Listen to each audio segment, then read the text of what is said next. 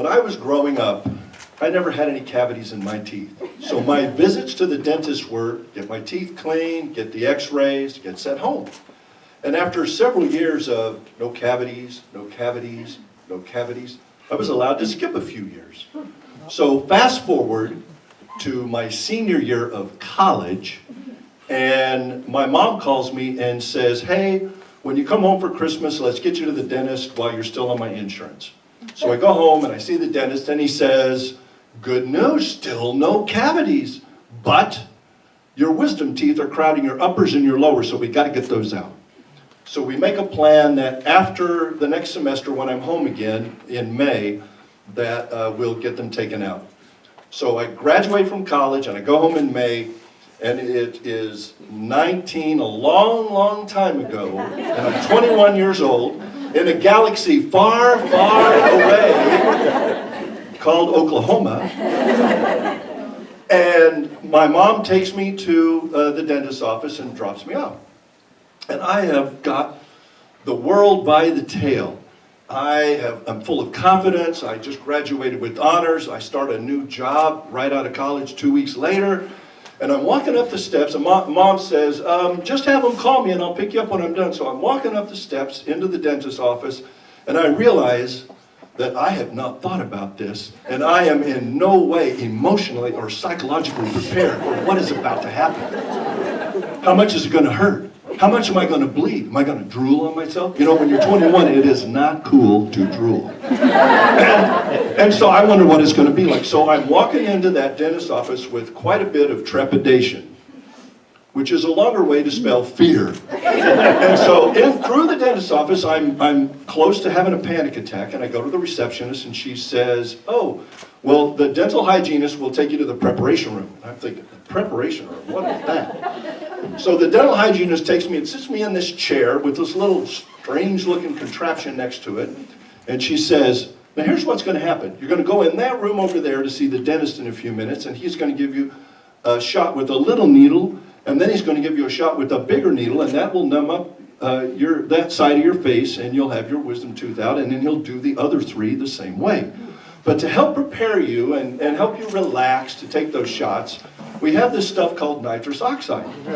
And so you just take this mask and you breathe normally. You put it over your nose and your mouth and you just breathe normally. And so as soon as you feel the effects, you just raise your finger, and then I'll know. I have to go make a phone call, so I'll be right back. And she leaves the room and leaves the door open. And so I'm breathing in the oxygen mask, and I take a couple of breaths, and I feel nothing. And then by that third breath, I feel a little tingle. And again, I'm breathing normally, and I'm thinking, oh boy, this is great. And see, whenever I get under stress, my life strategy is do what I'm told by those in charge, and everything will be all right. So I'm doing what I'm told by those in charge, and things seem to be going pretty well.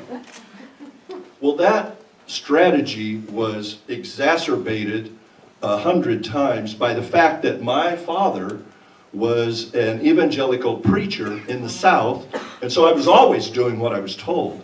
And it was further exacerbated by the fact that I'm the oldest of 4 children, and I was taught to always be a good example for the younger ones. So my life strategy became from that, well, do what you're told by those in charge, and you won't get in trouble, people will like you, everything will turn out just fine, and you'll go to heaven. So I'm on this track, practicing my life strategy, feeling the stress, and I'm breathing the nitrous oxide, and she comes in, and I'm feeling pretty good. So I raise my finger, and she says, okay. So she turns the machine off and takes me in the next room to see the dentist, where I wait for 5 minutes, and then 10 minutes, and then 15 minutes go by. And at the end of that 15 minutes, I'm not feeling any tingly, fine feeling anymore. I'm back to the trepidation that I was feeling when I entered the place. And the dentist comes in and goes, okay, let's get the show on the road.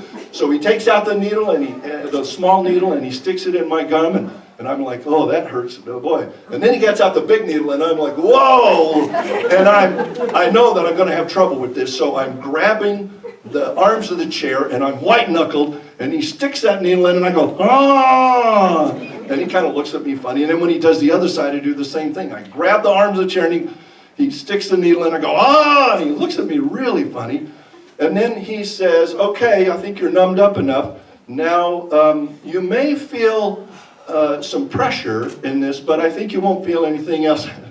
So he's taking out my tooth and it won't come out, and so yeah, I'm feeling the pressure all through my skull and down my spine, and I'm having a hard time with this experience. And he takes my 2 lower teeth out and he wraps them with gauze, and he says, okay, go through that door and see the receptionist, and then he leaves, and I don't have time to interact with him at all. And I'm thinking, well, I'm supposed to have all 4 out, I know that. So I go to the receptionist and I say, ha ha ha ha, and she says to me, he took out the lower 2, but you're supposed to have all 4, is that right? And I say, ha ha. So she says, I can't believe he didn't take them all 4 out. So he'll probably be a few minutes. So you go with the dental hygienist back to the preparation room. So the dental hygienist takes me back to the preparation room, and she says, so here's the mask, and you just breathe into it normally.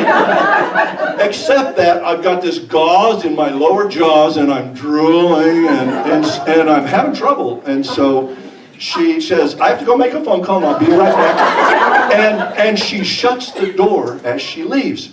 And as soon as that door shuts, I go, and I am hyperventilating on that nitrous oxide, and I am starting to feel it, and it's starting to feel pretty great. And I'm sucking it for all it's worth, and I'm floating. I start to float. I'm floating, and I'm feeling great. And I hear her start to open the door, and I play it cool and go back to normal breathing. And she says, are you feeling it yet? And I say, not really. And I see her coming over toward me to take the mask away, and so I really I hold on to the mask tightly, and I take one last big hit, and she rips the mask off out of my hand, and she scowls at me, and so now